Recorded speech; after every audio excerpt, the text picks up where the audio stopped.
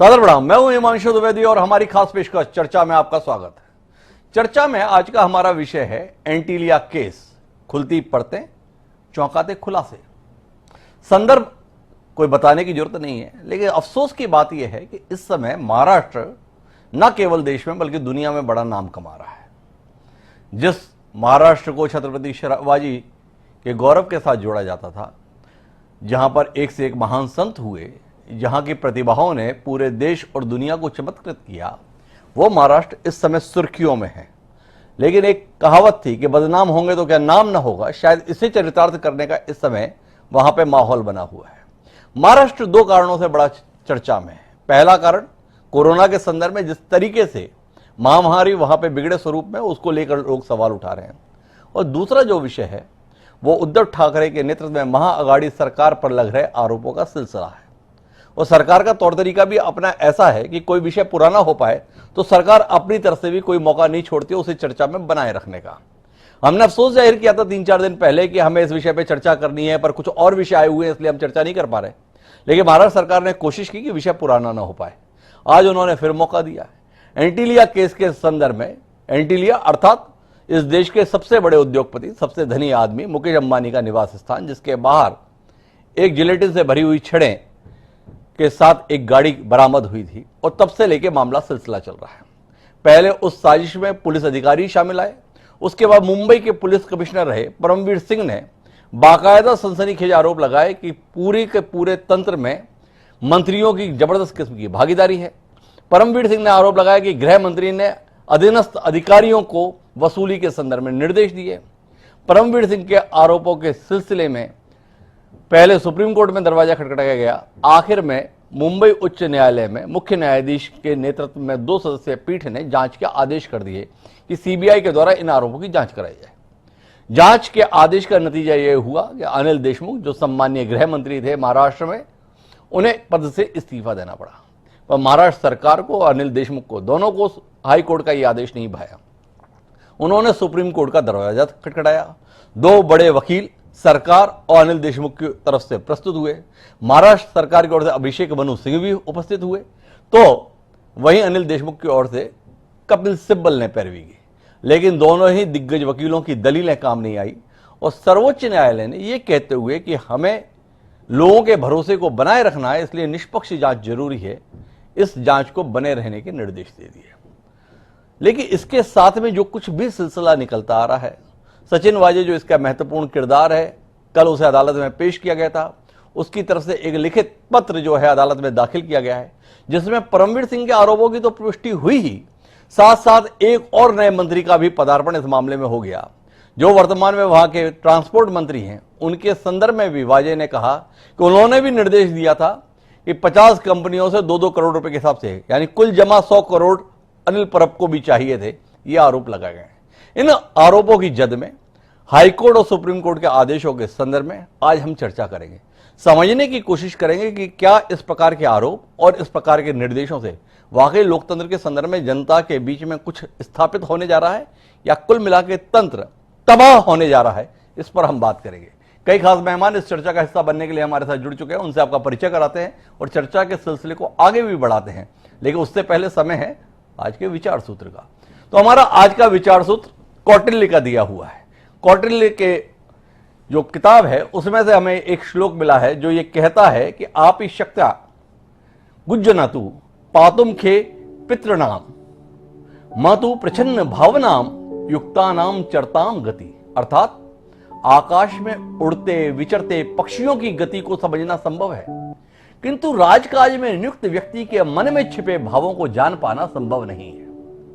सरकारी धन के दुरुपयोग के बारे में किसी शासकीय कर्मी की योजना का पता कोई नहीं कर सकता। दुरुपयोग हो चुकने पर ही पता चलता है कि उसने क्या क्या हथकंडे अपनाए होंगे। कौटिल्य ने तकरीबन 2500 साल पहले यह ज्ञान हमको दिया। वक्त कितना ही गुजर गया, पर उनका कहा गया अभी भी साबित करने के लिए सत्ताधीश पूरे तन मन से प्रयत्नशील हैं। ऐसा महाराष्ट्र का प्रकरण हमें बोध कराता है। अब इसकी रोशनी में अपनी चर्चा को आगे बढ़ाते हैं। इस चर्चा का हिस्सा बनने के लिए हमारे साथ में किशोर तिवारी जी हैं, जो इस महाअघाड़ी सरकार का सबसे महत्वपूर्ण घटक है, शिवसेना जिसका नाम है, जिसका नेतृत्व उद्धव ठाकरे कर रहे हैं, उसकी ओर से किशोर तिवारी जी हमारे साथ हैं।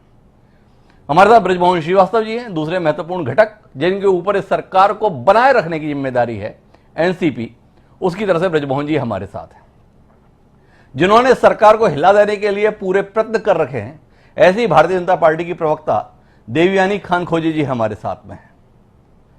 मुंबई पुलिस चर्चाओं में है, उस मुंबई पुलिस के रिटायर्ड एसीपी धनराज बंजारी जी हमारे साथ हैं, और हमारे साथ मुंबई से वरिष्ठ पत्रकार अभिमन्यु शितोले जी भी जुड़ रहे हैं। आप सभी का स्वागत है। और चर्चा की शुरुआत किशोर तिवारी जी से ही करते हैं।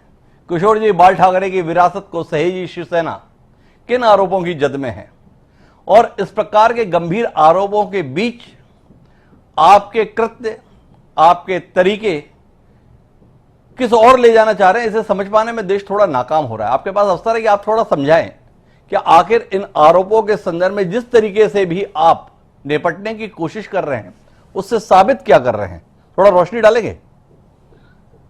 देखो हिमांशु, आपके साथ पहली बार ही मैं आया हूं जी, और आपकी पत्रकारिता तो दुनिया जानती है जी, और आप एक निष्पक्ष चर्चा करेंगे जी। थोड़ा इको आ रहा है मेरे को, इको सुधार सकते हैं? जी, थोड़ा इको है आवाज। तो देवयानी खानखोजे भी पहली बार ही आई है हमारे डिबेट में जी, और ब्रजमोहन श्रीवास्तव और मैं तो हर डिबेट का हिस्सा हो रहे हैं। और धनराज बंजारी तो बहुत फेमस हो गए। अभी उनका एक वीडियो बहुत वायरल हुआ था। राशिद अभिमन्यु शितोले को हमारे ही है। अब ये मामला चालू होता है जी। भारत के सबसे अमीर आदमी इनके मुकेश अंबानी जी के जो हेलीपैड बने हैं उस पे हेलीकॉप्टर उड़ाने से जी। और हेलीकॉप्टर उड़ नहीं रहे, हेलीपैड बने हुए हैं, तो उन्होंने बोला मेरी सिक्योरिटी बढ़ा दो। तो इनका जिम्मा परमवीर और ये गैंग जो है वाजे और ये सब, अभी तो प्रदीप शर्मा भी आ गया, ये गैंग की तरफ था। अब इन्होंने वो जिलेटिन विलेटिन लाकर सब किया, लेकिन मैं आज तक समझा नहीं कि वो मनसुख भाई हिरेन को क्यों मार डाला। अब ये परतें खुलते गई और जब सचिन वाजे की अरेस्ट महाराष्ट्र एटीएस कर लेती है, उसके बाद वो परमवीर को पकड़ने जाते हैं, तो परमवीर अपनी जान बचा के बीजेपी कैंप में चले जाते हैं। देखिए अभी आपने हिमांशु जी एक बात बड़ी अच्छी बोली कि महाराष्ट्र संतों की भूमि है और महाराष्ट्र में अध्यात्म, यहाँ भगवान ने जन्म नहीं लिया और यहाँ संतों ने ही काम किया सब अध्यात्म का। तो 12 करोड़ के महाराष्ट्र को एक चंद भ्रष्ट अधिकारियों के वजह से मत तोलिए। हम चुस्त दुरुस्त है, मेरे मुख्यमंत्री साहब सतुरे है, शरद पवार जी के नेतृत्व में सरकार अच्छे से चल रही है। आप समझ लो, अब वसूली या ट्रांसफर, इसमें अगर पैसा बीजेपी की सरकारें नहीं लेती, ऐसा बोलते होंगे तो, और मैं ये भी नहीं बोलूंगा कि ऐसा कुछ होता नहीं होगा। मैं चाहता हूं कि राजनीति के जो कचरा है वो साफ ही हो जाए। अब ये जब शुरू हुआ है तो अब एक बात तुमको याद रखना पड़ेगा हिमांशु जी कि CBI, ED, NCP, high court, supreme court, ये सब संवैधानिक संस्थाओं का दुरुपयोग, प्रजातंत्र उससे खतरे में आ रहा है। देखो सुप्रीम कोर्ट बोलती है ये बहुत सीरियस मैटर है और हाईकोर्ट बोलती है वेरी सीरियस मैटर है, और जिसके खिलाफ जांच करती है उसको सुनती नहीं है, और वो सुप्रीम कोर्ट में जाता है तो सुप्रीम कोर्ट बोलती है नहीं जांच तो होने दो, अब जांच होने दो। अब हम सीबीआई की जांच भी होने दो। सीबीआई क्या करेगा मुझे मालूम है, 15 दिन के बाद बोलेगा और लंबी जांच करनी है। मुझे तो सब समझ में आ रहा है कि महाराष्ट्र में बीजेपी की सरकार लाने के लिए देवयानी और उसकी पार्टी सक्रिय हो चुकी है, लेकिन 175 विधायक हमारे पास है, हमको कितना बदनाम करोगे ये आप देख लो। मैं बता रहा हूं कि महाराष्ट्र में 4 लाख, देखो यहां पर है ना धनराज बंजारी बैठे हैं, हमारे पास 4 लाख के ऊपर वफादार, ईमानदार और मेहनत के कमाई खाने वाले पुलिस वाले हैं। और ये जो ऐसे हरामखोर पुलिस वाले जो है ये 1% भी नहीं है, और इनको पकड़ के आप है ना पूरे महाराष्ट्र की छवि खराब कर रहे हो। और जनता टीवी तरीके जो सब इतना ज्यादा देखा जाता है, तो मैं आपके सब देखने वाले को बोलता हूं कि हम कोरोना से लड़ रहे हैं। महाराष्ट्र में कोरोना देश की भी बाकी जैसे चाइना में वुहान या अमेरिका में न्यू जर्सी या न्यूयॉर्क में था, उस तरीके से तकलीफ दे रहा है। उसमें भी बीजेपी हमारी सरकार गिराने के पीछे पड़ी है। तो हिमांशु जी, डॉक्टर हिमांशु द्विवेदी जी, आप दिल्ली में जरा फील्डिंग लगाओ और ये पूरा भंडाफोड़ करके इनका जो षड्यंत्र है वो तोड़ के निकालो। कोई भ्रष्ट नहीं। इनका षड्यंत्र तोड़ के दिखाएंगे किशोर तिवारी जी, जैसा आपका कहना है, लोग काम करेंगे। पर आपने जो टिप्पणियां की हैं उसमें ये जानना चाहूंगा, क्या आपको लगता है कि उद्धव ठाकरे की शराफत इस सरकार पर भारी पड़ गई? लोगों को जानने समझने की क्षमता शायद उनमें नहीं थी, क्योंकि परमवीर सिंह को मुंबई पुलिस कमिश्नर बनाकर तो आपकी सरकार ने रखा था। सचिन वाजे की लंबे समय तक पुलिस के में बहाली आपकी सरकार के दौर में हुई। तो क्या आप कहीं अपने आप में आत्मग्लानि का भाव रखते हैं कि आदमियों को जानने में, आदमियों को परखने में और उनको मौका देने के संदर्भ में गलती आपसे हुई, जिसकी करनी को अब आपको भुगतना पड़ रहा है? क्या इतने सत्य को स्वीकारने के लिए किशोर तिवारी जी तैयार है? हाँ हिमांशु जी, आत्मचिंतन की बहुत जरूरत है जी। ये जो करप्ट लोग है ना, ये लोग बहुत तकलीफ दे है। अब ये बोलते कि बदली का रैकेट था, और 2017 में तो देवेंद्र फडणवीस थे, उनके वक्त ही रैकेट था तो उन्होंने एफआईआर की थी। हमारे वक्त तो पहले ही बता दिया तो हमने वो ट्रांसफर ही नहीं की। अब ये बंबई के अंदर वसूली का जो धंधा है उसके ये शातिर लोग थे, ऐसा मुझे लगता है। जरा दादा बताएंगे क्योंकि वो बंबई में रहते हैं। लेकिन ऐसे करप्ट लोगों को नजदीक करना गलत हुआ और हमारी सरकार किसी को नहीं बचाएगी। शरद पवार जी भी बहुत सख्त मूड में आ गए हैं और उद्धव जी भी बहुत सख्त मूड में आ गए।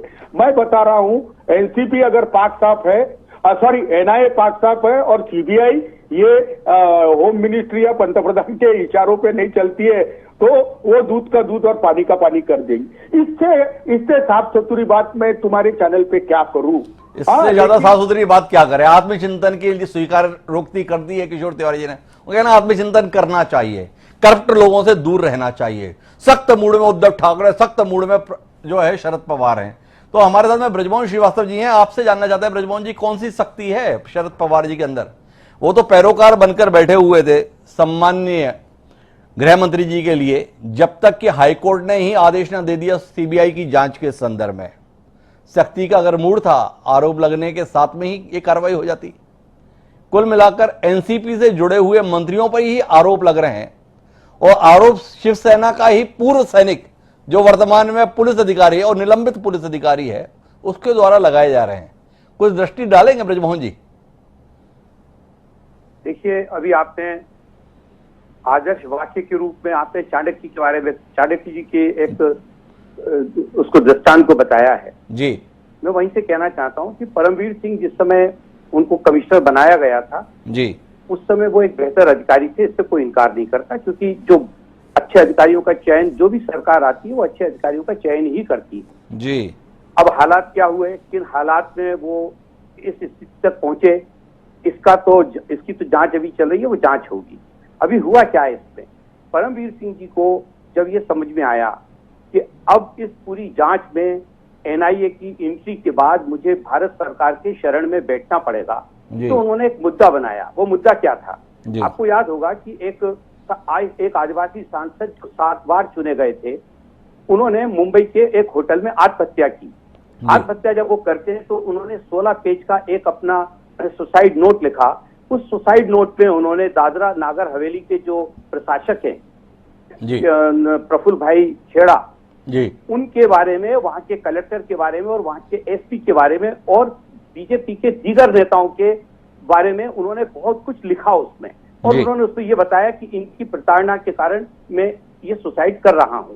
इसकी सूचना उन्होंने देश के प्रधानमंत्री जी को भी दी थी 2 बार, और 2 बार उन्होंने आदरणीय गृह मंत्री जी को भी दी थी, और अपनी संसदीय समिति में भी उन्होंने इस बात के ऊपर चर्चा की जी। यहाँ से चूंकि वो मुद्दा भारतीय जनता पार्टी के उच्च स्तर के नेताओं से जुड़ा हुआ है जी, तो परमवीर सिंह जी ने ये समझा कि अब चूंकि ये मामला गड़बड़ा गया है, बगैर एनआईए की शरण, बगैर एनआईए की सपोर्ट के अब मैं इस मामले से नहीं निकल पाऊंगा, क्योंकि सचिन वाजे की नियुक्ति सिर्फ और सिर्फ परमवीर सिंह जी ने की।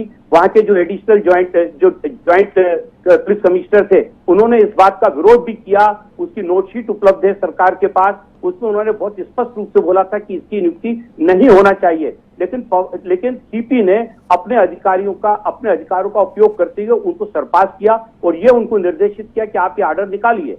5 जून 2020 को ये ऑर्डर निकलता है। 6 जून को उनको ये ऑर्डर मिलता है सचिन वाजे को, और सचिन वाजे उसके बाद तत्काल 3 दिन बाद वहां की जो सबसे महत्वपूर्ण इकाई है उसमें वो उसके प्रभारी नियुक्त हो जाते हैं सीपी के माध्यम से, और वो सीधा सीधा सिर्फ और सिर्फ सीपी को सारी चीजें रिपोर्ट करने लगते हैं। हालत ये थी कि जब वो चाहते थे उस समय सीपी से मिलते थे, सीपी से मिलने के लिए जो वरिष्ठ अधिकारी थे वो बाहर खड़े रहते थे, और अंदर एपीआई स्तर का एक अधिकारी जो कि मुंबई पुलिस में करीब 8000 एपीआई हैं, उनमें से एक एपीआई लगातार कमिश्नर के साथ बैठ के 2-2, 3-3 घंटे चर्चा कर रहा है। ये सारी बातें पब्लिक डोमेन में आ गई थी, ये सारी बातें सीसीटीवी में कैद थी, और परमवीर सिंह जी को ये लगा कि इस समय मेरे को एनआईए के अलावा और कोई नहीं बचा सकता, एनआईए ही मुझे पकड़ेगी, और उससे बचने के लिए मुझे केंद्र सरकार की गोदी में बैठना पड़ेगा। तो उन्होंने मोहन भाई उन्होंने जो अपने 8 पेज का पत्र लिखा है उसमें नंबर 14, 15, 16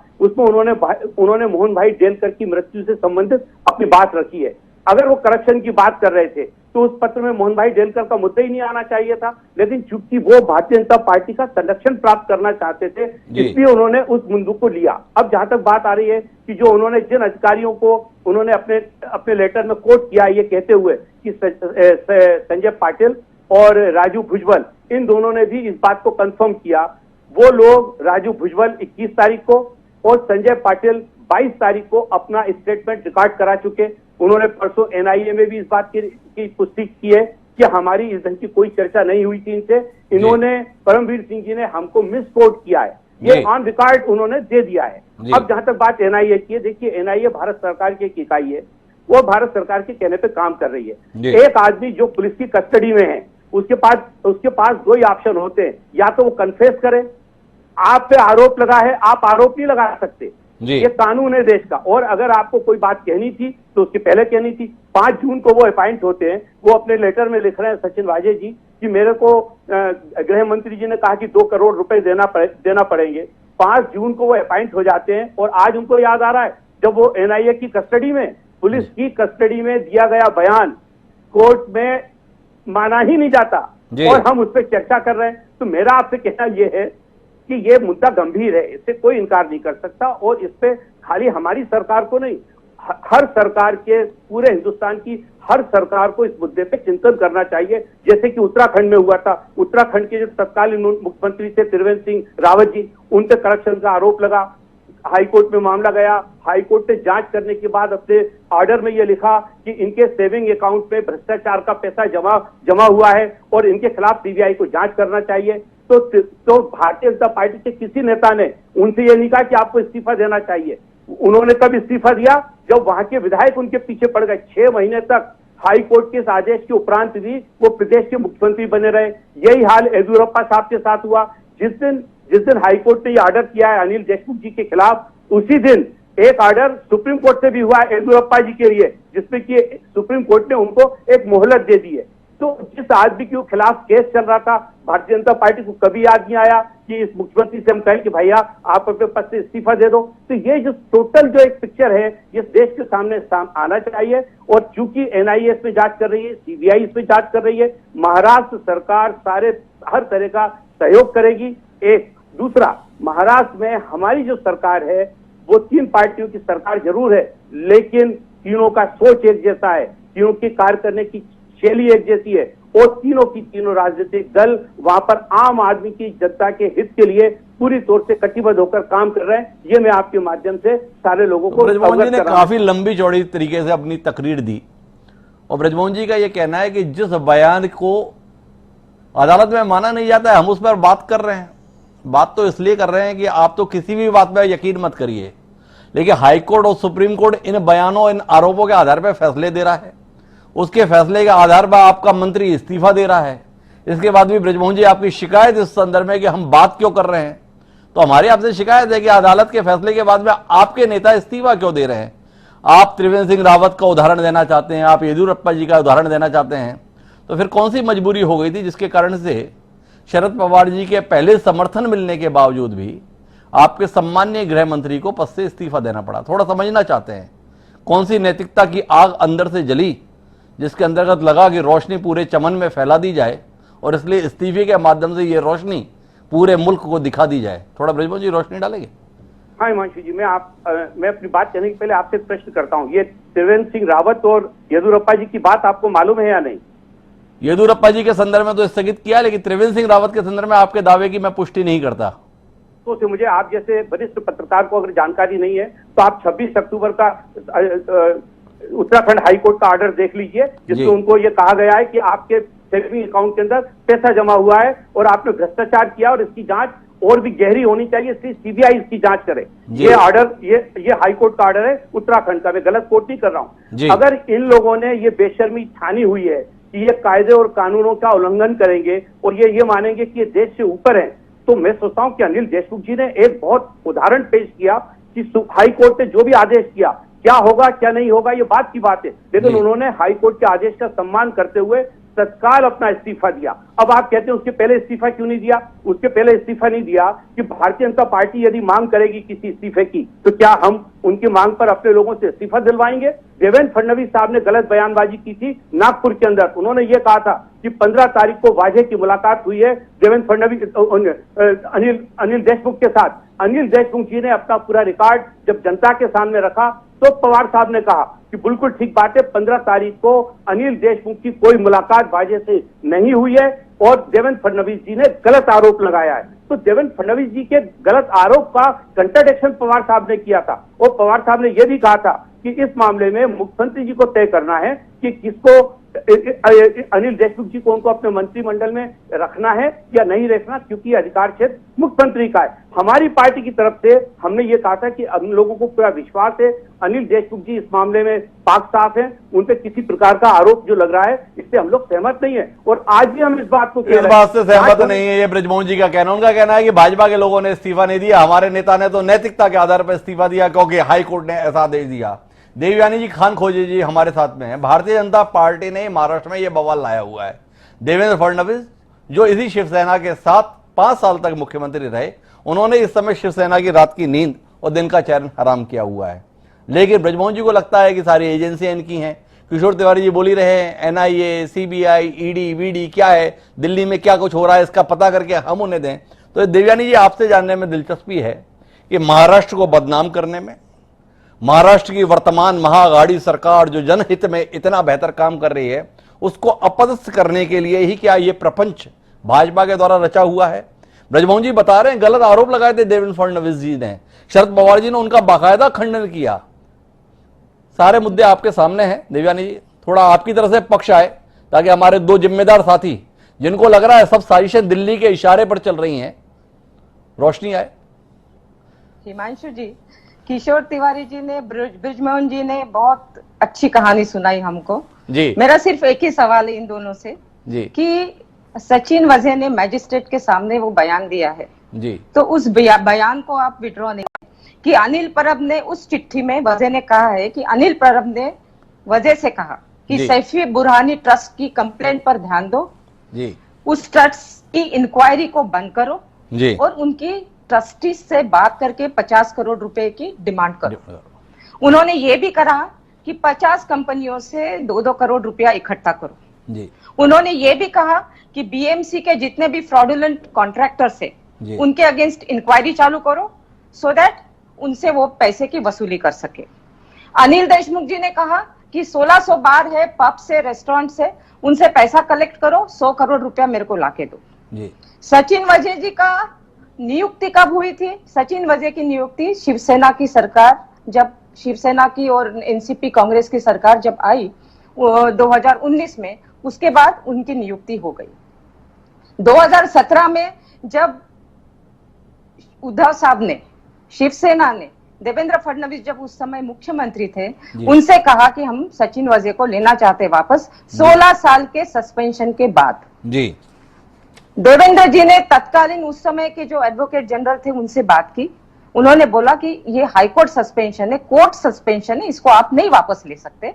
और उन्होंने फिर शिवसेना को मना कर दिया कि हम सचिन वजे को रीइंस्टेट नहीं कर सकते जी। उसके बाद इन्होंने पैंडेमिक था, कोरोना सब दूर जब फैल रहा था, तो 2020 जून में इन्होंने अपनी एक कमेटी बुलाई, उस कमेटी में उन्होंने उसको क्लियरेंस दिया और सचिन वजे को ले लिया। लेते ही उसको इंटेलिजेंस क्राइम यूनिट का हेड बना दिया, जबकि वो एक सब इंस्पेक्टर है, उस यूनिट को हेड नहीं कर सकते। वहां पर जो 2-3 सीनियर इंस्पेक्टर्स थे उनको उन्होंने वहां से हिला दिया। अब मैं उनसे ये पूछना चाहती हूँ कि जब पूरा देश, पूरा विश्व वैश्विक महामारी से जूझ रहा है, लोगों के पास खाने के लिए पैसे नहीं है, लोगों के जॉब्स नहीं है, लोगों की नौकरियां जा रही है, जो मजदूर यहाँ पर काम कर रहे हैं वो मुंबई महाराष्ट्र छोड़ के अपने गांव वापस जा रहे हैं, ऐसे समय में आपकी सरकार ऐसे कारनामे करती है। और यदि ये सब कहानी है तो ये कहानी को सुप्रीम कोर्ट ने और हाई कोर्ट ने फाइनली क्या बोला कि इंक्वायरी तो होगी। देशमुख साहब ने कब रिजाइन किया? देशमुख साहब ने तब नहीं रिजाइन किया जब उनके ऊपर बहुत बड़ा एलिगेशन लगा। परमवीर सिंह बहुत बड़े ऑफिसर है, परमवीर सिंह को एनसीपी और शिवसेना और कांग्रेस की सरकार, मिलीजुली सरकार ने अपॉइंट किया हुआ है। तब उन्होंने इतने बड़े पुलिस कमिश्नर ने यदि अनिल देशमुख पर, जो कि होम मिनिस्टर है, इतना बड़ा आरोप लगाया, तो फिर उस आरोप की जांच तो होनी चाहिए। ये कोई छोटा मोटा आरोप नहीं था, कोई बाजू बाजू में पड़ोसियों ने आपस में अब मेरे कुछ सवाल हैं आपसे। परमवीर सिंह बहुत बड़े अधिकारी हैं, वो बड़े अधिकारी कोई शिवसेना, कांग्रेस और एनसीपी की सरकार बनने के बाद बड़े अधिकारी नहीं हुए, वो 1988 बैच के अफसर थे। जितनी भी सरकारें आई उन सारी सरकारों में जिम्मेदार पदों पर रहे। आपसे जानने में दिलचस्पी है कि परमवीर सिंह मुंबई पुलिस कमिश्नर के पद से हटाए जाने के बाद यह आरोप लगाते हैं पत्र के माध्यम से कि ऐसा ऐसा सचिन वजे के माध्यम से अनिल देशमुख ने करना चाहा। जानकारी उनको यह कमिश्नर पद से हटने के बाद नहीं हुई थी, कमिश्नर पद पर रहते हुए हुई थी। आपसे जानना चाहता हूं देवयानी जी, क्या आपके पास कोई एक जानकारी, कोई एक प्रमाण इस बात का है कि उन्होंने कमिश्नर रहते हुए इन आरोपों के संदर्भ में कोई भी किसी किस्म की कार्रवाई की, या पद से हटने के बाद उनके अंदर ईमानदारी का भाव पैदा हुआ? तो परमवीर सिंह को आप किस रैंकिंग पर रखते हैं, यह जानने में दिलचस्पी है। या उनके संदर्भ में भी वैसी ही जांच चाहते हैं, उनकी संलिप्तता के विषय में भी जानना चाहते हैं कि वो भी तो इस पूरे षड्यंत्र का हिस्सा नहीं थे, वसूली रैकेट का कहीं एक महत्वपूर्ण हिस्सा तो नहीं थे? पहला सवाल आपसे यह जानने के संदर्भ में है। दूसरा आपसे जानना यह चाहता हूं कि भाजपा किस परंपरा को बढ़ावा देना चाहती है?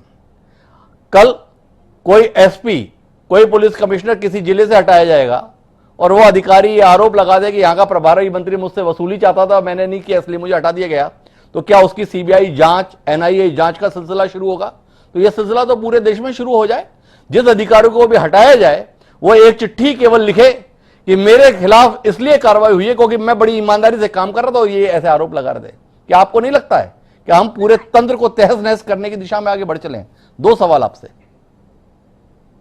आप मेरे से बात कर रहे हैं? हिमांशु, बिल्कुल आप ही से हैं ये मेरे सवाल। हाँ, हिमांशु जी, देश में पहली बार एक पुलिस कमिश्नर, वो भी मुंबई का पुलिस कमिश्नर, होम मिनिस्टर के ऊपर आरोप लगाता है। ऐसा कभी नहीं हुआ। मैं आपको रोकता हूं देवयानी जी, मुंबई पुलिस कमिश्नर के द्वारा यह आरोप नहीं लगाए गए, मुंबई के पूर्व कमिश्नर के द्वारा यह आरोप लगाए गए। दोनों चीजों में बहुत बड़ा अंतर है। जब आपको पद से हटा दिया गया, जब आपको साइडलाइन कर दिया गया, जब आपका एक विश्वास साथी गंभीर किस्म के आरोपों में घिर गया, उसके बाद आपने अपने आप को ईमानदार बताते हुए पत्र लिखा। यह पृष्ठभूमि है। इसकी रोशनी में आपसे सवाल है। आपसे मैं ये कहना चाहती हूँ कि यदि Paramvir Singh ex police commissioner थे, उनको उस पद से हटाने के बाद जब उन्होंने ये आरोप लगाए, तो परमवीर सिंह की भी इंक्वायरी करो ना, उनकी भी करो, अनिल देशमुख की भी करो, सबकी करो, क्योंकि ये जो चीज हुई है ये पहली बार देश में हुई है, पहले ऐसा कहीं नहीं हुआ है। और एक चीज हमेशा हमको ध्यान में रखनी चाहिए कि जो भी सरकारी अफसर होता है उसकी कुछ मर्यादाएं होती है, और उसने, परमवीर सिंह जी ने ये बात अपने इसमें खत में लिख के बोला है कि मैंने शरद पवार जी को, मुख्यमंत्री जी को, अजित पवार जी को इस बात से बताया था मैंने कि भाई ऐसा वसूली का काम हो रहा है। उन्होंने ये बात ओरली बोली थी। अभी उसका कोई हम यहाँ बैठ के सब्सटैंशिएट नहीं कर सकते, लेकिन फिर आप सबकी इंक्वायरी कीजिए। वही तो हाई कोर्ट बोल रहा है, वो भी सुप्रीम कोर्ट बोल रहा है। देवानी जी कहना है कि उन्होंने आरोप लगाया, उनकी जांच कीजिए। कोई हस्तक्षेप करना चाह रहा है? किशोर तिवारी जी और ब्रजमोहन श्रीवास्तव जी, उनकी संक्षिप्त टिप्पणी सुनते हैं और धनराज बंजारी जी के पास चलते हैं। जी किशोर जी, आप कुछ कहना चाह रहे थे? मैं देवयानी खानगोजे को पहली बार सुन रहा था जी, तो जो बीजेपी का नेशनल एजेंडा होता है कि झूठ बोलो दबा के बोलो, उसको वो फॉलो कर रही है। बहुत अच्छा लगा। भगवान उनका भला करे, आगे वो अच्छी प्रवक्ता बनेगी क्योंकि वहाँ कंपटीशन बहुत ज्यादा है। लेकिन मेरी बात मैं अब बताता हूं तुमको कि देखो, ब्रिजमोहन जी ने साफ बताया कि जब ये आदमी फंस गया तभी इसने कंप्लेंट की, और कंप्लेंट भी की तो मुख्यमंत्री को लिखी, और जब ये सुप्रीम कोर्ट में गए तो मुझे सीपी फिर से बना दो, इसके लिए गए। अब मुझे बताइए कि जो आदमी खुद ही आरोपी है वो लोग आरोप लगाएंगे तो ये क्या अच्छी प्रथा है? अब मुझे बताओ, अब देखिए डॉक्टर साहब, मुझे आप है ना थोड़ा चांस दो, मैं बताता हूं तुमको कि वो ओवरराइडिंग कमीशन का काम होता है, डिफेंस बिल में होता है। अब फ्रांस के एंटी करप्शन एजेंसी ने बोला कि 10 लाख पाउंड की का कमीशन दिया गया। क्या मैं भारत के प्राइम मिनिस्टर का राजीनामा मांगूंगा? क्या डिफेंस मिनिस्टर का मांगूंगा? मैं कारपोरेट में काम करा हुआ आदमी, मुझे मालूम है कि ओवरराइडिंग कमीशन ये स्मूथ डील के लिए देते हैं। अब भ्रष्टाचार में बोलूंगा तो नहीं होगा। अब मैं नहीं मांग रहा हूं, मैंने उस पर आरोप भी नहीं किया, लेकिन हम जो देखते हैं कि सिस्टम में इस्टेब्लिश करप्शन को साफ करना है तो मिलके करेंगे। अगर कोई मिनिस्टर भी फंसा हुआ है, अब तो सीबीआई एनआईए सभी जांच कर रही है, कर ले वो दूध का दूध और पानी का पानी, लेकिन हाईकोर्ट में सुनवाई नहीं, सुप्रीम कोर्ट में सुनवाई नहीं, और एक दिन में सीबीआई आ जाती है, सबको पूछ लेती है। मुझे लगता है कल वो मीडिया का ब्रीफिंग भी कर देंगी कि अनिल देशमुख दोषी है। मुझे तो एनआईए तो लाइव टेलीकास्ट कर ही रही है। तो ये सब चीजें बहुत ही खतरनाक है लोकशाही के लिए, और आप सब लोगों ने, सिविल सोसाइटी ने, ये भाजपा का जो हुकुमशाही का तंत्र है उसको क्रैक करना चाहिए। भाजपा के तंत्र को क्रैक करना चाहिए, उनका कहना है। मैं आऊंगा ब्रिजमोहन जी आपके पास में, एक बार मेरा पैनल पूरा हो जाए। मैं धनराज बंजारी जी के पास में आना चाहता हूं। धनराज जी पूरे तौर पर मुंबई पुलिस कटघरे में है, मुंबई पुलिस कमिश्नर के माध्यम से है। सबसे पहले तो ये जानने में दिलचस्पी, ये जो बड़े बड़े फिगर आ रहे हैं, कोई भी 10, 20, 50 लाख की बात ही नहीं कर रहा है। बात हो रही है तो सीधे 100 करोड़ की हो रही है। अगर देशमुख साहब को भी चाहिए थे, जैसा कि आरोप परमवीर सिंह ने लगाया, तो 100 करोड़ के संदर्भ में, और सचिन वाजे ने भी चिट्ठी लिखी है तो लिखी है 100 करोड़ के संदर्भ में, अनिल परब के संदर्भ में।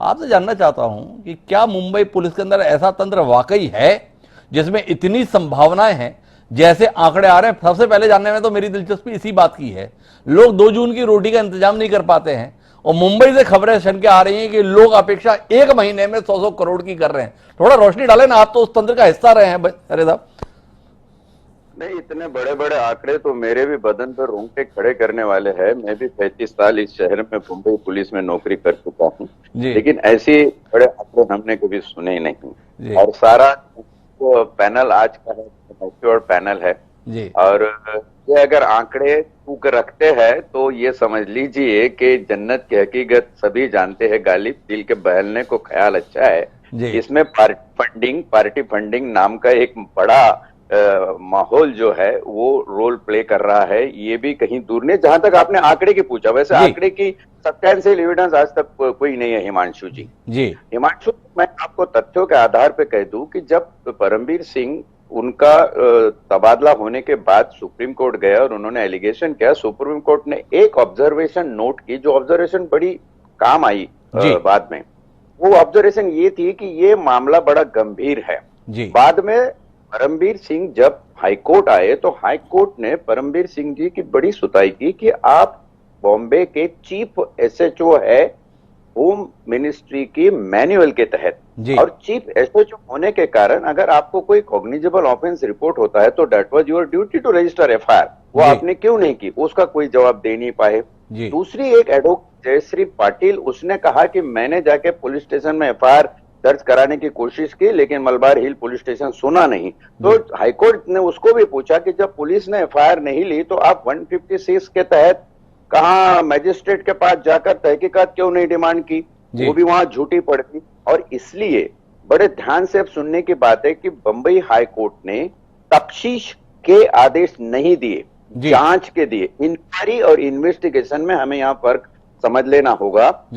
हाईकोर्ट ने कहा सीबीआई को 15 दिन में ये जांच करिए कि क्या इस मामले में एफआईआर बन सकती है, और नहीं बन सकती है तो मामला तो वैसे ही खत्म हो जाएगा वहां पे। मेरे अंदाज में, जहां तक मैं लॉ का नॉलेज रखता हूं, अनिल देशमुख साहब ने थोड़ी जल्दबाजी कर दी कि इमीडिएट सुप्रीम कोर्ट चले गए। वो ये सीबीआई के 15 दिन की प्राइमरी इंक्वायरी का जो समय है वो कटने देते, उसके बाद में जो फाइंडिंग आते उसके तहत अगर वो जाते तो खैर बात और होती जी। दूसरा मामला परमवीर सिंह जी के साथ है कि कल से उनको एनआईए ऑफिस में बुलाया जा रहा जी। अब वजह को लेकर आप समझ लीजिए कि एक पुलिस ऑफिसर जो एक्सप्लोजिव प्लांट करता है, वो पुलिस ऑफिसर जिसके गाड़ी में करेंसी गिनने की मशीन मिलती है, वो पुलिस ऑफिसर जो अपने 2 पुलिस ऑफिसर कन्विक्टेड साथियों के साथ में मनसूख हिरेन की हत्या कर देता है, तो क्या ये मुमकिन है कि एक छोटा सा एपीआई इतना सब कुछ अपने बलबूते पे कर सकता है?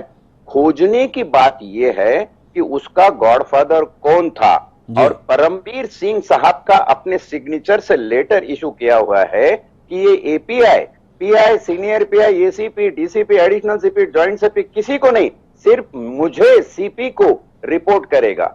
अगर ये बात है परमवीर जी, तो अपने दिल को, अपने जहन को कायम रखकर एक इंसानियत के तौर पे इस बात को कबूलिए कि तुमने कितना गाइडेंस वजह को किया है। आगे आप बात कर रहे हो अनिल देशमुख की, अनिल देशमुख की भी तफ्तीश इसमें होनी चाहिए।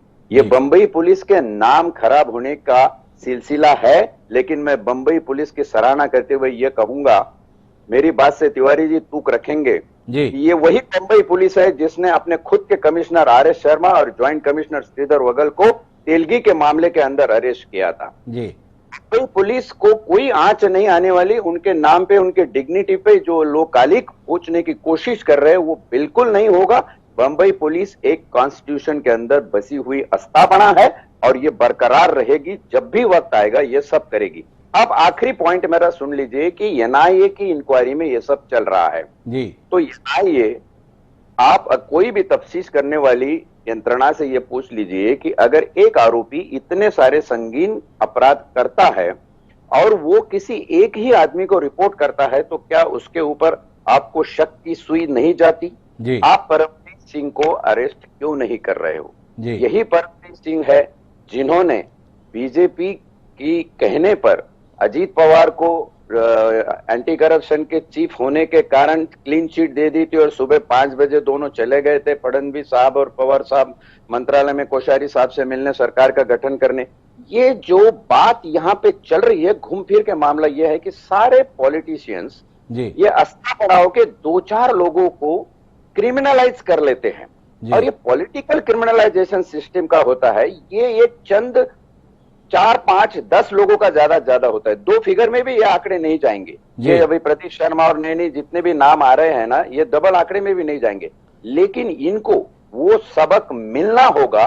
और मेरी एनआईए से ये गुजारिश है, आपके ऊपर एलिगेशन हो रहे हैं, एनआईए सेंट्रल गवर्नमेंट की यंत्रणा है और शायद वो अपना पॉलिटिक्स पूरा करेगी। और आज जो मामला दिखता है वो यही दिखता है कि बीजेपी जितनी आक्रामक जी के प्रति होनी चाहिए उतनी नहीं है, बल्कि एनसीपी के प्रति बीजेपी ज्यादा आक्रामक होते जा रही है। ये भी एक अंडरलाइन करने वाली बात है। पॉलिटिक्स तो हर इसमें होता है, लेकिन पॉलिटिक्स के लिए अगर आप कॉन्स्टिट्यूशनल इंस्टीट्यूट का इस तरह क्रिमिनलाइजेशन करते हो, तो इसकी कीमत आने वाले दिनों में आम आवाम को चुकानी होगी। काफी सारी बातें बंजारी साहब ने कही हैं। बंजारी साहब, आपसे 2 सवाल हैं मेरे।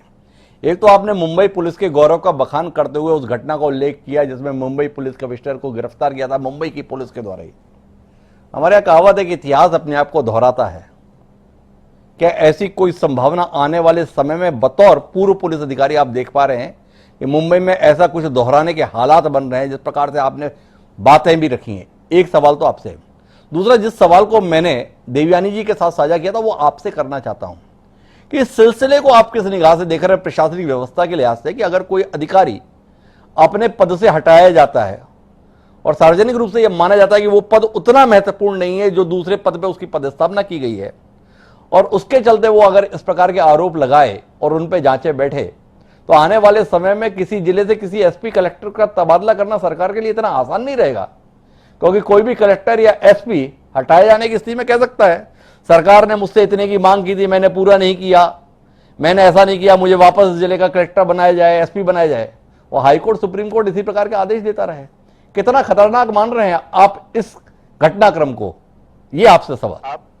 आपका दूसरा जो सवाल है उसका जवाब आपने कहा वैसे वाकई खतरनाक है ये सिचुएशन कि एक ऑफिसर को अगर आप तबादला कर दो और उसके बाद में वो जाके इस तरीके से बेहुदा एलिगेशन करता रहे और उसके तहत इंक्वायरी होती रहे, तो this will be setting a very wrong president in the country. ऐसा नहीं होना चाहिए जी। इसीलिए हाईकोर्ट ने जब परमवीर सिंह को फटकार दी तो हाईकोर्ट ने यह पूछा कि being a chief SHO what duty you have done, you have failed in your basic duty. And this is a good observation of high court. अंधेरे में एक चिराग है ये ऑब्जर्वेशन हाईकोर्ट का बंबई के, ये मैं कहूंगा। आपका जो पहला प्रश्न था कि एक being police officer of the city क्या इतिहास दोहराया जा सकता है, हिमांशु जी मैं मेरे पूरे कॉन्शियस को हाजिर रखकर ये कहता हूं कि इतिहास दोहराना ही होगा। बड़ी महत्वपूर्ण टिप्पणी बंजारी साहब ने कही है, इतिहास को दोहराना ही होगा। तो इस रोशनी में मैं अभिमन्यु शितोले जी आपके पास में आता हूं और पूरे घटनाक्रम के बीच में चारों पैनलिस्ट ने अपनी बातें कही। भाजपा की आक्रामकता को धनराज बंजारी साहब ने सबसे ज्यादा रेखांकित किया कि एनसीपी के संदर्भ में आक्रामक है, शिवसेना के संदर्भ में उतने नहीं है। क्या भाजपा की दिलचस्पी इस मामले को वाकई असलियत तक पहुंचाने में है या एक बेचैनी है कि प्रदेश में सबसे बड़ा राजनीतिक दल होने के बाद भी वह सरकार में नहीं है, इसलिए वो संभावना देख रही है कि कुछ ना कुछ ऐसा जरूर हो जाए जिसके नतीजे में हम एक बार फिर सत्ता में आ जाएं, और इसलिए ये सारी तड़प, ये सारी फड़फड़ाहट, ये सारी खलबलाहट, ये सारी बौखलाहट महाराष्ट्र में दिखाई दे रही है।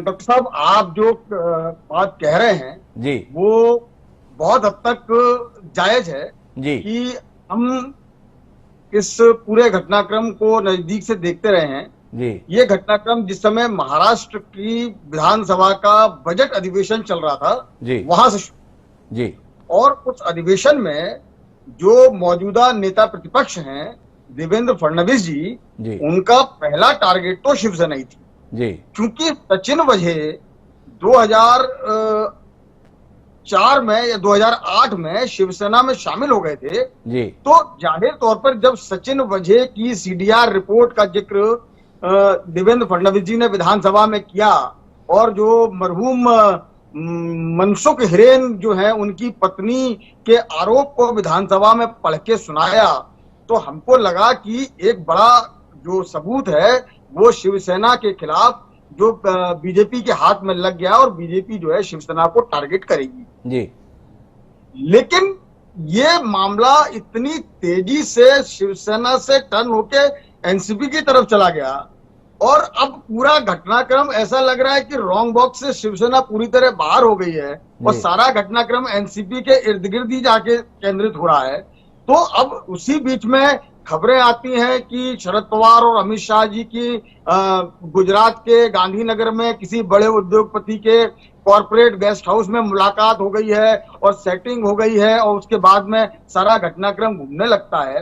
तो ये कहीं ना कहीं इसके अंदर पॉलिटिकल जो जैसे आपने कहा कि अकुलाहट है, बौखलाहट है, ये सब कुछ है भारतीय जनता पार्टी के लिए। ये सारी बौखलाहट और अकुलाहट है। एक बात आपसे जो समझनी है अभिमन्यु शितोले जी, जो ये हाईकोर्ट का आदेश आया जिसके संदर्भ में धनराज जी ने भी पॉइंट आउट किया,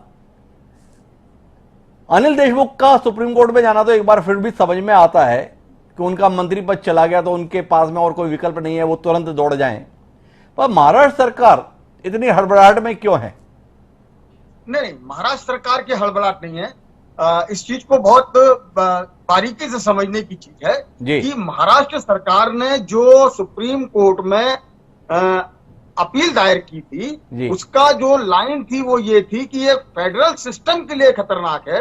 हमारे पास जब हमारी जांच एजेंसियां हैं, हमने जांच की ऐलान कर दिया है एक रिटायर्ड न्यायाधीश के तौर पर और हमारी जांच एजेंसियां भी जांच कर रही हैं, तो कम से कम उसका नतीजा तो आने दो। आप बीच में किसी भी एजेंसी को डाल रहे हैं तो ये फेडरल ये उसका हेतु था जो महाराष्ट्र सरकार सुप्रीम कोर्ट में गई। ये अलग बात है कि आज का जो माहौल है, इस समय जो घटनाक्रम है, जो सुप्रीम कोर्ट ने अपनी बात कही कि जांच से परहेज क्यों है, एक तीसरी संस्था तटस्थ संस्था इसकी जांच करने दीजिए, तो ये एक मुझे लगता है कि सुप्रीम कोर्ट अपनी जगह पे ठीक है। लेकिन जो फेडरल सिस्टम की जो बात महाराष्ट्र सरकार सुप्रीम कोर्ट में जिस वजह से गई थी, वो भी एक महत्वपूर्ण मुद्दा है कि अगर इसी तरह हर केस में सीबीआई और एनआईए और दूसरी एजेंसियों को घुसाया जाता रहेगा तो जो राज्य का जो सिस्टम है, जो फेडरल सिस्टम है, उसका आखिर क्या होगा? उसका आधार कहाँ बचेगा? उसका आधार कहाँ बचेगा, ये कहना है अभिमन्यु शितोले जी का। मैं एक बार वापस किशोर तिवारी जी आपके पास आ रहा हूं और आपसे जानना चाहता हूं कि आपकी तमाम कोशिशों के बाद, तर्कों के बाद, प्रयत्नों के बाद भी तय हो गया कि जांच तो होकर रहेगी, पी के तौर पर है, एनआईए के द्वारा है, हाई कोर्ट के निर्देश पर और सुप्रीम कोर्ट की सहमति से है, निष्कर्षों के संदर्भ में तैयार हैं, जो भी आएगा मानेंगे, स्वीकारेंगे या अभी से खारिज करेंगे। सब कुछ भाजपा का रचा हुआ, केंद्र का रचा हुआ है, नतीजा हमको पता है, इसलिए हमें इसके नतीजे के संदर्भ में कोई उम्मीद नहीं है। क्या कहते हैं किशोर जी? देखो, हम 175 विधायक हमारे साथ है जी और लोक नियुक्त तो सरकार है। एक बात समझ लो, अभिमन्यु ने बराबर बताया कि आप एनआईए या सीबीआई के ऑफिसेस हर तालुके में महाराष्ट्र में नहीं खोल सकते ना, और हर चीज थोड़ी दे सकते। अब सीबीआई इंक्वायरी करने को आई, सीबीआई ने तुरंत परमवीर की तो उन्होंने नहीं किया, लेकिन है ना सचिन वाजे और जयश्री पाटिल इनका सबका बयान ले लिया, परमवीर का भी बयान ले लिया। तो ऐसा ना हो कि इनोसेंट विक्टिमाइजेशन हो जाए अनिल देशमुख का। देखो, अनिल देशमुख राजनीति में अभी नहीं है, वो जिला परिषद पंचायत समिति के सदस्य, जिला परिषद के अध्यक्ष, उसके बाद इंडिपेंडेंट चुन के आके मिनिस्टर बनना 95 के सरकार में, फिर एजुकेशन मिनिस्टर रहना, फिर महाराष्ट्र में वो हर डिपार्टमेंट के मिनिस्टर रहना और उसके बाद गृह मंत्री बनना, और इसके दरमियान में उनपे एक भी भ्रष्टाचार का आरोप नहीं रहना। और अचानक अब धनराज बंजारी भी बोले कि 100 करोड़ लेके आ जाओ, 760 बार में से लेके आ जाओ। कैसा है लेना देना? जब तक प्रिवेंशन ऑफ करप्शन एक्ट में लेने वाला देने वाला साबुत नहीं मिलता तब तक कुछ भी नहीं होता। अरे किसी ने मुंह से बोला कि ये ट्रस्ट का काम कर दो, वो ट्रस्ट का काम कर दो, वो ट्रस्ट को पकड़ा दो। देखो, राजनेता तो इरिस्पॉन्सिबल स्टेटमेंट करते हैं, क्या एग्जीक्यूटिव उसको फॉलो करते हैं? कौन सा बेकायदेशीर काम एग्जीक्यूटिव करेगा तो फंसेगा। कर इन सब बातों को संज्ञान में लेके एनआईए और सीबीआई इंडिपेंडेंट इंक्वायरी करे, इम्पार्शियल, और दिल्ली से फोन पे ना बात करे और मीडिया को लाइव टेलीकास्ट ना करे तो हमारा भी यकीन आएगा। देखिए, कोई लेना देना हुआ नहीं, केवल बुनियादी आरोप। किशोर जी, एक बुनियादी सवाल करता हूं। आपने कहा अगर ऐसा ना करे, अगर वैसा ना करे, अगर ऐसा ना करे तो यकीन आएगा कि ईमानदार इंक्वायरी है। आपसे जानना चाहता हूं सीधे, अनिल देशमुख कन्विक्टेड तो इंक्वायरी ईमानदार नहीं हुई, और अनिल देशमुख दोष मुक्त तो इंक्वायरी ईमानदार थी। क्या इस निष्कर्ष की अपेक्षा के साथ किशोर तिवारी जी और उनकी पार्टी है? नहीं, ऐसा नहीं है। कोई तथ्य ऐसे लेके आए सीबीआई की जिसमें हमको लगे कि अनिल देशमुख से गलतियां हुई, जैसे अभी दिख रहा है हमको सचिन वाजे या उसके पुराने साथी या परमवीर ये फंसे हुए हैं। इन्होंने सिस्टम का दुरुपयोग किया, उनको गुड फेथ में जो पावर दी थी उसका मिसयूज किया। देखो, action in good faith can not be a conviction, ये मैं तुम समझ लो। और सिस्टम में आप परमवीर को अरेस्ट ही नहीं कर रहे, परमवीर को ग्लोरीफाई कर रहे। अरे जो आदमी सारे गुने में उसका सबॉर्डिनेट जो डायरेक्ट रिपोर्ट करता था, जिसको सिलेक्ट भी उसने किया और पावर भी उसको दी, अरे इसको अरेस्ट करो, इसको हंटर मारो, ये सब बताएगा। तो किशोर तिवारी जी चाहते हैं कि परमवीर सिंह को अरेस्ट किया जाए और उनको हंटर लगाए जाए। लेकिन मैं देवयानी जी आपके पास आता हूं, फिर आखिरी बातचीत के लिए ब्रजमोहन जी के पास आऊंगा। और आपसे जानने में दिलचस्पी है कि भारतीय जनता पार्टी को क्या सत्ता में आने की इतनी बेचैनी है कि वो महाराष्ट्र को किसी भी स्तर तक ले जाने के लिए तैयार है। यह सवाल इसलिए है कि साल भर पहले सुशांत सिंह राजपूत का भी प्रकरण हुआ था, उसमें भी भाजपा ने बड़ी हाय तौबा मचाई थी। मुंबई पुलिस के लोग भी सवाल उठाए थे, उसके सच को जानना चाहिए। एक प्रतिभावान अभिनेता के संदर्भ में वो जांच उसके बाद में सीबीआई के हवाले हुई। दिन नहीं महीनों बीत गए हैं, पहले घंटों में भी परेशान थी भाजपा की महाराष्ट्र इकाई, और अब महीनों बीत गए हैं, साल होने के लिए आया है। किसी भाजपा के नेता के मुंह से एक बोल नहीं फूटता कि सवाल उठा दे कि सीबीआई कर क्या रही है, सुशांत के साथ हुआ क्या है, सुशांत के मामले में सच क्यों नहीं लाया जा रहा है, थोड़ा जानने में दिलचस्पी है।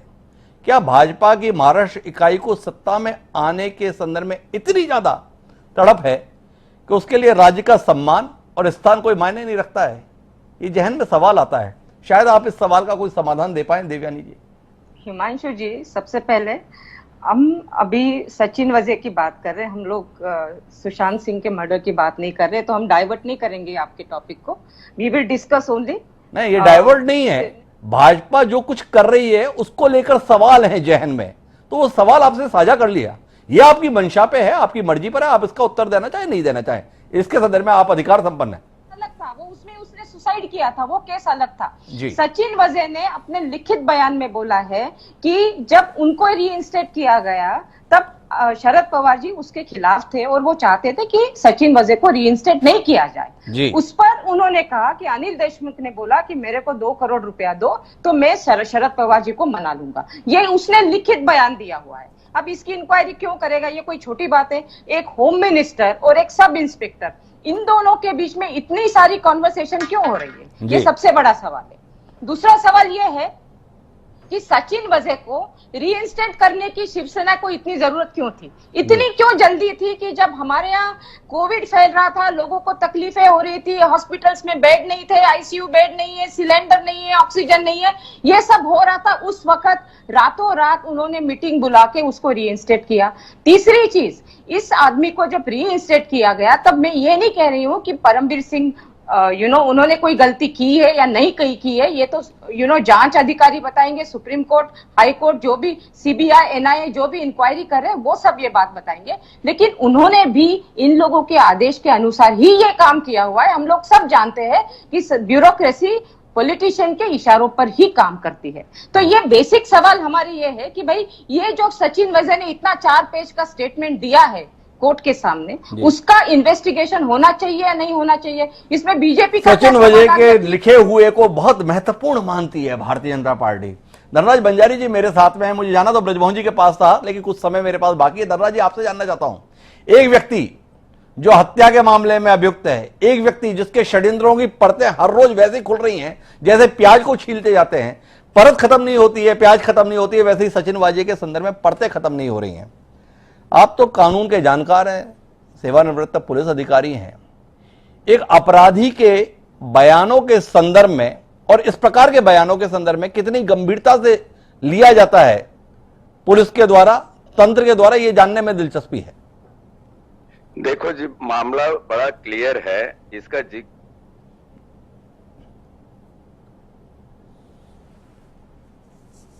सेक्शन 25 एविडेंस एक्ट बताती है कि पुलिस कस्टडी में आरोपी ने दिया हुआ बयान कोई माने नहीं रखता सबूत के तौर पर जी। और पुलिस कस्टडी का कोई आरोपी अपना बयान कोर्ट के सामने देना चाहे तो वो एप्लीकेशन करे, बाकायदा प्रोसिक्यूटर रहते हैं, एनआईए उसको ले जाए और उस एप्लीकेशन के तहत अगर मजिस्ट्रेट इससे खुश है कि ठीक है इसका कबूलिया जवाब ले लेना चाहिए तो वो 164 सीआरपीसी में हो सकता है। ये जो बेहुदा बीजेपी इनकी सराहना कर रहा है और इतने भारी तौर पे कि देवेंद्र फडणवीस, देवेंद्र नाम से घसर कर अश्वत्थामा फडणवीस कहने के लायक हो गए हैं। ये मेरे समझ में नहीं आता बीजेपी को इतनी बौखलाहट इस बात से क्यों है। ये इलीगल है, ये कानून देश की घटना बताती है। बीजेपी के क्या कोई लीगल एडवाइजर नहीं है, उनको समझता नहीं है कि वजह का ये स्टेटमेंट कोई मायने नहीं रखता किसी कीमत पर। वजह का ये बयान कोई मायने नहीं रखता है जब तक उसे निर्धारित प्रक्रिया के तहत मजिस्ट्रेट के सामने ही पंजीबद्ध न किया जाए, धारा 164 के संदर्भ में जो उल्लेख किया गया है। बहरहाल मैं ब्रजमोहन जी आपके पास आता हूं और उस खबर के साथ आपसे संवाद करना चाहता हूं जिसका जिक्र अभिमन्यु शितोली जी ने हमारे साथ में किया। रात के अंधेरे में देश के गृह मंत्री के साथ देश के एक वरिष्ठतम नेताओं में शुमार शरद पवार की मुलाकात गोपनीय तरीके से। कहां कोई घबराहट थी, कहां कोई बेचैनी थी, कहां कोई आने की संभावना थी आने वाले समय को लेकर, जो ये मुलाकात हुई पूरे राजनीतिक फिजा में तैर गया। कुछ ना कुछ गड़बड़ तो है, क्या कहेंगे ब्रजमोहन जी? हिमांशु जी, ये बात तो देश के आदरणीय गृह मंत्री अमित शाह साहब ने बोली है, हम लोगों की तरफ से किसी ने कोई बयान नहीं दिया। और ये शंका उन्होंने पैदा करने की कोशिश की है, क्योंकि वो देखिए इस समय आखिर शरद पवार जी और राष्ट्रवादी कांग्रेस पार्टी पे फोकस क्यों हो गया है जी, और ये सारा मामला क्यों चल रहा है, इसके पीछे दो महत्वपूर्ण रीजन है। एक, मैंने जैसा आपको बताया, मोहन भाई डेलकर की आत्महत्या और उसमें भारतीय जनता पार्टी के ढेर सारे नेताओं का फंसा होना। दूसरा, इस हिंदुस्तान में आज शरद पवार जी विपक्ष के एक सशक्त नेता के रूप में देश में जाने जाते हैं जी। और उनको लेकर पूरे हिंदुस्तान के जितने भी भारतीय जनता पार्टी से अलग जो राजनीतिक दल हैं वो उनमें संभावना देख रहे हैं कि शरद पवार जी इस देश में मोदी जी के खिलाफ, भारतीय जनता पार्टी के खिलाफ एक अच्छे उम्मीदवार बन सकते हैं और इनको हम अगर इनके नेतृत्व में काम करेंगे तो विपक्ष मजबूत रहेगा। सबसे ज्यादा मूल कारण इसके पीछे यह है और इसीलिए इस प्रकार की गलत मैं बीच में रोक के आपसे सीधा सवाल कर लेता हूं, क्या आप इस बात को खारिज करते हैं कि आपके सम्माननीय नेता शरद पवार जी, विपक्ष की बड़ी उम्मीद, उन्होंने देश के गृह मंत्री अमित शाह के साथ इस प्रकार की कोई मुलाकात नहीं की? क्या ये बृजमोहन श्रीवास्तव जी कार्यक्रम में कहने के लिए तैयार है? मैंने आपसे कहा ना कि ये बात पूछना किससे चाहिए, इस बात को शुरू किसने किया? क्या एनसीपी के किसी नेता ने बोला? जिस आदमी ने, जिस व्यक्ति ने इस बात को कहा है, इसका प्रश्न का जवाब भी वही देंगे। वो जवाब देगा। उनकी तरफ से तो आया है कि आप मुलाकात के विस्तार से नहीं बताया जाता। आप बता दें मुलाकात की, नहीं की? मुलाकात की, गांधीनगर में की, उनके पास जाकर की, उनके गृह क्षेत्र में जाकर की।